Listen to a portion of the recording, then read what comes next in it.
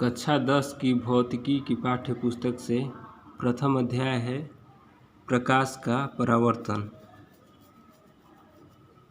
इस अध्याय के अंतर्गत हम लोग गोलीय दर्पण के बारे में विस्तार से अध्ययन करेंगे। सबसे पहले जाने कि गोलीय दर्पण होता क्या है। गोलीय दर्पण जिसका परावर्तक पृष्ठ किसी खोखले गोले का एक भाग होता है। यदि इसके बाहरी भाग को रजतित या कलयित करने पर जो दर्पण हमें प्राप्त होता है उसे अवतल दर्पण कहते हैं। ये एक गोलीय दर्पण का ये एक हिस्सा है। यदि इसके बाहरी भाग को हम कलई कर दें तो हमें ये अवतल दर्पण प्राप्त होगा। यदि इस गोलीय दर्पण के भीतरी हिस्से को यदि कलई कर दें तो हमें उत्तल दर्पण प्राप्त होगा। उत्तल दर्पण में इधर से किरणें आएगी इसके ऊपर और अवतल दर्पण में इधर से किरणें इस दर्पण पर पड़ेगी। अब जाने गोलीय दर्पण के विभिन्न भाग। गोलीय दर्पण के कुछ मुख्य भाग होते हैं। ध्रुव। गोलीय दर्पण के मध्य बिंदु को दर्पण का ध्रुव कहते हैं। इसे P से दर्शाते हैं। पोल, ये आप सभी को याद होगा। दूसरा पॉइंट है वक्रता केंद्र। गोलीय दर्पण जिस गोले का भाग होता है उस गोले के केंद्र को दर्पण का वक्रता केंद्र कहते हैं। इसे C से दर्शाते हैं। Centre of curvature.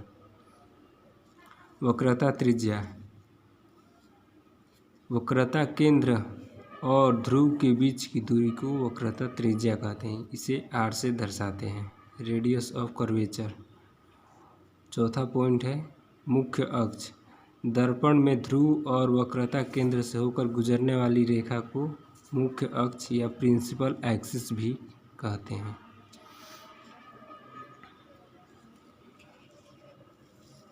अब हमने ये भी पढ़ा था अवतल दर्पण के लिए फोकस अथवा फोकस दूरी किसे कहते हैं। यदि अवतल दर्पण में, ये एक अवतल दर्पण है, इसका ये मुख्य अक्ष रेखा है, ये बिंदु C है अर्थात वक्रता केंद्र, और ये बिंदु P है।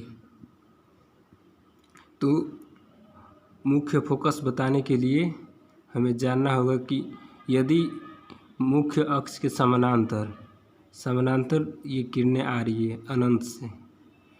अब इस दर्पण पर किरणें आने परावर्तन के बाद दर्पण पर आकर परावर्तित होकर किरणें जिस बिंदु पर मुख्य अक्ष को प्रतिच्छेद करती है वह बिंदु इस दर्पण का मुख्य फोकस कहलाता है।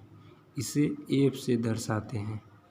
देखिए ये भी किरणें आके दर्पण से टकराकर मुख्य फोकस से होकर गुजरेगी। यह भी किरण दर्पण से परावर्तित होकर मुख्य फोकस से ही गुजरेगी। सभी किरणें जो भी आएगी इसकी मुख्य अक्ष से समानांतर जितनी भी किरणें आएगी सब टकरा के इसी मुख्य फोकस से गुजरेगी। अर्थात जिस बिंदु से गुजरती है दर्पण से परावर्तन के बाद उस बिंदु को मुख्य फोकस कहते हैं। इसे F से दर्शाते हैं। अगला टर्म है फोकस दूरी। दर्पण के ध्रुव P से फोकस F के बीच की दूरी को मुख्य फोकस या फोकल लेंथ कहते हैं। इसे स्मॉल f से दर्शाते हैं। ये मुख्य फोकस F बिंदु और दर्पण के ध्रुव P के बीच की दूरी को मुख्य फोकस दूरी कहते हैं। समझ में आ गया होगा आपको। अब फोकस दूरी तथा वक्रता त्रिज्या के बीच एक संबंध होती है। ठीक है, वो क्या संबंध होता है कि फोकस दूरी हमेशा वक्रता त्रिज्या की आधी होती है। ये फोकस दूरी जो है ये C और P मतलब ये वक्रता त्रिज्या की हमेशा ये आधी ही होती है। इसे हम लोग दर्शाते हैं F बराबर R/2 से। अर्थात फोकस दूरी बराबर वक्रता त्रिज्या बटा 2। इसे याद रखिएगा। न्यूमेरिकल हमेशा इस पर 1 नंबर के लिए आता है ऑब्जेक्टिव में। अब हम लोग पढ़ेंगे उत्तल दर्पण के लिए फोकस तथा फोकस दूरी। इसके पहले हमने अवतल दर्पण के लिए फोकस तथा फोकस दूरी पढ़ा। अब पढ़ेंगे उत्तल दर्पण के लिए फोकस तथा फोकस दूरी। तो ये हमने एक उत्तल दर्पण बनाया जिसका मुख्य अक्ष ये है और ये बिंदु P है दर्पण का ध्रुव, और ये है बिंदु C वक्रता केंद्र दर्पण का। अब इसमें भी मुख्य अक्ष के समानांतर, ये मुख्य अक्ष है, इसके समानांतर ये सब किरणें दर्पण पर आ रही है।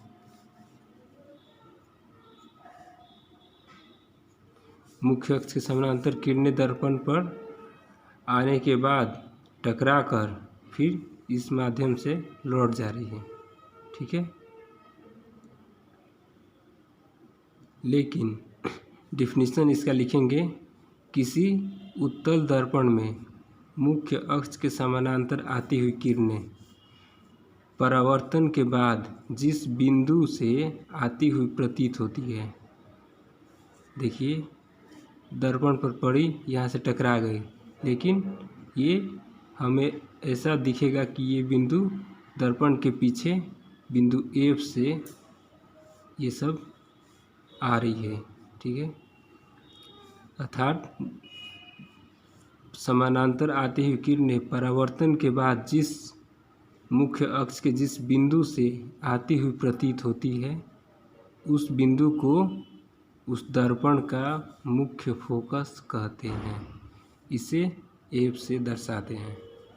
दर्पण के पीछे कभी भी हमें सीधी रेखा से नहीं दर्शाना है, क्योंकि उत्तल दर्पण में हमेशा काल्पनिक प्रतिबिंब बनता है, इसीलिए इसको काल्पनिक प्रतिबिंब को डॉट डॉट से दर्शाते हैं। अर्थात सभी किरणें परावर्तित होकर हमें बिंदु F से आती हुई प्रतीत होती है, तो इसी बिंदु को हम मुख्य फोकस या F कहेंगे। उत्तल दर्पण के लिए भी वक्रता त्रिज्या और फोकस दूरी के बीच में भी वही संबंध होता है जो अवतल दर्पण में होता था, अर्थात F बराबर R/2। ये संबंध उत्तल दर्पण और अवतल दर्पण दोनों के लिए लागू होता है।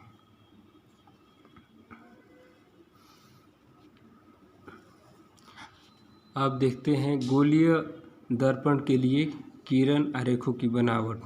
गोलीय दर्पण में कभी कोई किरण जब आएगी तो वो दर्पण से परावर्तन के बाद किस बिंदु पर प्रतिच्छेद करेगी, कौन कौन सी स्थितियाँ बनेगी, इसके बारे में हम लोग इसमें अध्ययन करेंगे।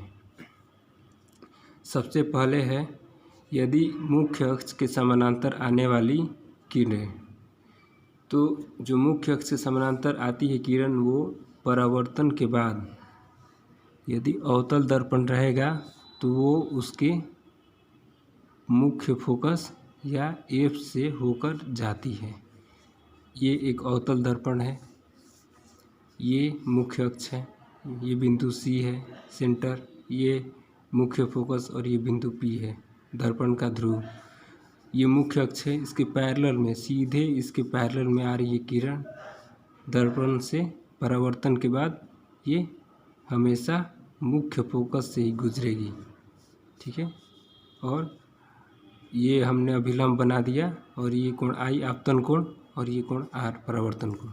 उसी तरह उत्तल दर्पण में मुख्य फोकस मुख्य अक्ष के समानांतर जो किरण आई वो दर्पण से परावर्तन के बाद दर्पण के मुख्य फोकस से आती हुई प्रतीत होती है इस बिंदु से, तो यही बिंदु मुख्य फोकस होगा इस उत्तल दर्पण का।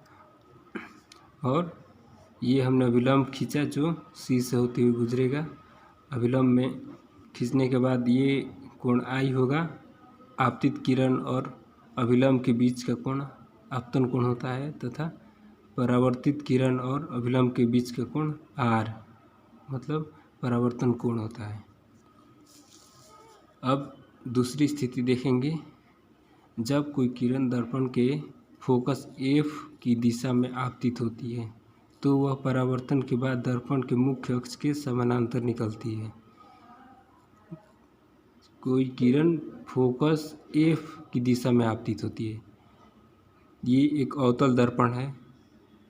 ये बिंदु मुख्य फोकस है और ये बिंदु सी है, दर्पण का वक्रता केंद्र। कोई किरण आएगी सीधे मुख्य फोकस से होकर गुजरेगी तो वो किरण दर्पण से परावर्तन के बाद मुख्य अक्ष के समानांतर निकल जाएगी। ठीक है। ठीक इसका उल्टा देखिए, इसमें इस पाठ में पहले टॉपिक में हमने देखा था कि जब मुख्य अक्ष के समानांतर आती थी तो वो मुख्य फोकस से होकर गुजरती थी, और दूसरी स्थिति में जब मुख्य फोकस से ये अगर इस तरफ से ये जाएगी तो वो मुख्य अक्ष के समानांतर चली जाएगी। ये दोनों एक दूसरे का आपस में एक दूसरे का उल्टा ही बन रहा है। आप लोग इसे याद रखिएगा। ठीक दूसरी स्थिति हो गई उत्तल दर्पण में, जब मुख्य फोकस पर आपतित होती है तो वो मुख्य अक्ष के समानांतर ही निकल जाती है। ये ये किरण आ रही है और मुख्य फोकस की दिशा में आ रही है उत्तल दर्पण में, तो वो दर्पण से परावर्तन के बाद मुख्य अक्ष के समानांतर गुजर जाएगी। ठीक है। अब तीसरी स्थिति, दर्पण के वक्रता केंद्र की दिशा में आपतित किरण दर्पण पर लंबवत होती है तथा परावर्तन के बाद उसी पथ पर लौट जाती है। देखिए, ये कंडीशन आता है कब गोलीय दर्पण में कोई किरण लंबवत पड़ेगी, तो जब वो किरण वक्रता केंद्र पर आपतित होगी। ठीक है। जब कोई किरण वक्रता केंद्र पर आपतित होगी सीधे, वो उसी दिशा में वक्रता केंद्र की ही दिशा में पुनः लौट जाएगी। आपको बताया था, याद होगा, समतल दर्पण में जब हम लंबवत जब किरण उस पर भेजते थे तो फिर पुनः परावर्तन के बाद उसी पथ पर लौट जाती थी। तो गोलीय दर्पण में वैसी स्थिति केवल एक ही बिंदु पर होगी जब वो किरण हम उसके वक्रता केंद्र की दिशा में भेजेंगे कोई किरण। ठीक है। तभी वो उसी दिशा में लौट जाएगी। एफ से जाएगी तब नहीं लौटेगी, और ना ही पी पे चाहे कोई भी बिंदु पर, लेकिन जब वो सी की दिशा में आपतित होगी तब वो पुनः उसी दिशा में लौट जाएगी। सेम उसी तरह उत्तल दर्पण के लिए भी जब कोई किरण सी पर आपतित होगी तो वो उसी दिशा में पुनः परावर्तित होकर लौट जाएगी। चौथी स्थिति देखेंगे, दर्पण के ध्रुव की दिशा में आपतित किरण। दर्पण का ये बिंदु P है और ये उत्तल दर्पण का ये बिंदु P है। अवतल दर्पण में यदि P पर कोई किरण आएगी तो परावर्तन के बाद उतना ही कोण, जितना कोण आपतन है, आपतन कोण बनाते हुए उतना ही कोण परावर्तन कोण बनाकर वापस लौट जाएगी। कोण I बराबर कोण R। उसी तरह उत्तल दर्पण में भी यदि कोई किरण P पर आपतित होगी तो आपतन कोण के बराबर परावर्तन कोण बनाते हुए पुनः दूसरे पथ पर लौट जाएगी। ठीक है। अब हम लोग पढ़ेंगे उत्तल दर्पण में विभिन्न दूरियों पर रखी गई वस्तुओं की प्रतिबिंब स्थिति। ये जितना हमने पढ़ाया ऊपर, ये सभी आपको याद रहना चाहिए और अपने कॉपी पर सबको लिख लेना है। ये हम चेक करेंगे और लिख कर इसे याद भी करना है हमेशा। इसको समझ जाना है आप, क्योंकि ये सब एग्ज़ाम में हमेशा आपके आते रहता है।